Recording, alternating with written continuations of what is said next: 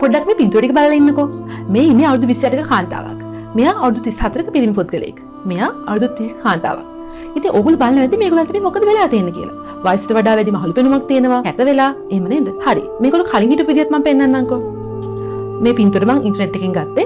මේගොල්ලන්ට මෙහෙම වෙලා තියෙන්නේ අයිස්. එහෙම නැත්නම් ක්‍රිස්ටල් මෙතැම්ෆෙටමීන් කියන මත්ද්‍රව්‍යයට ඇබ්බැහි වුණාට පස්සේ. ඉතින් අපි බලමු අයිස් මේ කින් තරමටම භයානකද කියලා. මේ තියෙන්නේ ඔයාගේ ස්නායු පද්ධතියේ ස්නායු. මේ ස්නායු දෙකක් අතර පණිවිඩ හුවමාරු කරන්න රසායනික ද්‍රව්‍ය විශේෂයක් තියෙනවා. නියුරෝට්‍රාන්ස්මිටර්ස් එහෙම නැත්නම් ස්නායු සම්ප්‍රේෂක කියලා. ඉතින් මේ වගේ જાති ගොඩක් තියෙනවා. ඒවෙන් එකක් තමයි මේ ඩෝපමීන් කියන්නේ. ඩෝපමීන් තමයි ඔයාව සතුටින් තියන්න, ඔයාලට සතුට හැඟීම් ඇති කරන්න උදව් කරන කෙනා. ඒ වගේම මේ ස්නායු වල තියෙන නිකන් කොකු වගේ જાතියක් රිසෙප්ටර්ස් කියලා. ඉතින් මේ ඩෝපමීන් ගිහිල්ලා මේ ස්නායුවේ රිසෙප්ටර්ස් වලට තමයි සම්බන්ධ වෙන්නේ. ඔයා අයිස් ගත්තම අයිස් වගේ මොලේට ඇතුල් වෙලා ඩෝපමීන් ප්‍රමාණය එකපාරට වැඩි කරනවා. එතකොට මුලදී ඔයාට හරියම සතුට හැඟීමක්, හොඳට වැඩ කරගන්න පුළුවන් හොඳ හැඟීමක් තියෙනවා. ඒ වුණාට කල්ගත වෙනකොට ඩෝපමීන් රිසෙප්ටර්ස් ඒ වගේම ඔයාගේ ඇඟේ ස්වභාවිකම ඇති වෙන ඩෝපමීන් ප්‍රමාණය අඩු වෙනවා. එතකොට අර මුලදී දැනෙච්ච සතුට හැඟීම ලබා ගන්න ඔයාට වැඩි වැඩියෙන් මේ අයිස් මත්ද්‍රව්‍ය ඕනේ වෙනවා. ඒ කියන්නේ කලින් ගත්තට වඩා වැඩි මාත්‍රාවක් අවශ්‍ය වෙනවා. හදිසියට ඔයා මේක නැවැත්තුවොත් ඔයාගේ ඇඟේ මේ ඩෝපමීන් ප්‍රමාණය එකපාරට අඩු වෙනවා. එතකොට ඔයාගේ මූඩ් එක ලෝ වෙනවා. ඒ කියන්නේ ඔයාට දුක් මුස් ස්වභාවයක් එනවා. හරියට නිින්ද යන්නේ නැහැ. නොයුසිලියන්ත ගතියක් එනවා. ඇඟට පණ නැහැ. වැඩ කරගන්න බෑ. මෙන්න මේ වගේ ප්‍රශ්න ගොඩක් එනවා. ඉතින් ඒ ප්‍රශ්න මග අරව ගන්න ඔයාට දිගින් දිගටම මෙන්න මේ අයිස් ලබා ගන්න සිද්ධ වෙනවා. ඉතින් මේක තමයි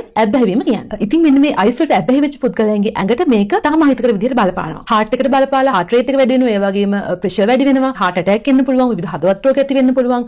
මොලේ ලේකට හිර වෙලා ස්ට්‍රෝක් එහෙම නැත්නම් ආඝාතයකින් තත්ත්වයක් වෙන්න පුළුවන්. ෆිට්ස් ඇති වෙන්න පුළුවන්. ඒ වගේම පෙනහළු වල හුස්ම ගන්න අසිරිතා එන්න පුළුවන්. පෙනහළු හානි වෙන්න පුළුවන්. ඒ වගේම විශේෂයෙන් කියන්න ඕනේ මේ පුද්ගලයන්ට එනවා ක්‍රියාශීල තත්ත්වයක්. ඒකට අපි කියනවා මෙත් මවුත්. ඉතින් මේ පින්තූරේ පේන විදිහට දත් මුල් දිය වෙනවා, විදුරු මස් දිය වෙනවා, විදුරු මස් වල සැරව ගෙඩිය ඇති වෙනවා, තුවාල ඇති වෙනවා, ආහාර මාර්ගයේ තුවාල ඇති වෙන්න පුළුවන්, ඩයරියා මේ වගේ ගොඩක් දේවල් ඇති වෙන්න පුළුවන්. මොලේටත් අහිතක විදිහට බලපානවා. ඉතින් මේ පුද්ගලයන්ට ડિප්‍රෙෂන් එහෙම නැත්නම් විෂාදය, ඇන්සයිටි, ඊටම නැති රූප ශබ්ද පේනවා ඇහෙනවා වෙන්න පුළුවන්, අවධානය දෙන එක, මතක ශක්තිය, තර්කානුකූල බුද්ධිය, තීරණ ගැනීම මේ හැම එකකටම ඉතාම අහිතකර විදිහට බලපානවා. මේගොල්ලන්ට ගොඩක් කේන්ති යනවා, ඒ වගේම විනාශකාරී හැසිරීම් සහ අපරාධ කරන්නවත් පෙළවෙන්න පුළුවන්. ඉතින් සමාජීය වශයෙන් වගේ ජොබ් එකක් කරනවා නම් ජොබ් එකට බලපාන්න පුළුවන්. නෑදෑයෝ, යාළුවෝ, වයිෆ්, ගර්ල්ෆ්‍රෙන්ඩ් වගේ අයත් එක්ක තියෙන සම්බන්ධතාවයට අහිතක විදිහට බලපාන්න පුළුවන්. ඒ වගේම වැදගත්ම දේ මූල්‍යමය මේ කාලේ තියෙන ආර්ථික තත්ත්වයක් එක්ක මේ වගේ දෙයකට ඇබ්බැහි වුණා කියන්නේ ඉතින් කබලෙන් ලිප්පට වැටුණා වගේ තමයි. ඉතින් කෙටිම කියනවා නම් ශාරීරිකව, මානසිකව, සමාජීය වශයෙන් විනාශ වෙලාම යනවා. ඔයා මේ වීඩියෝ එක බලන වෙලාවේ ඔයාට එහෙම නැත්නම් ඔයා අඳුරන කෙනෙක් අයිස්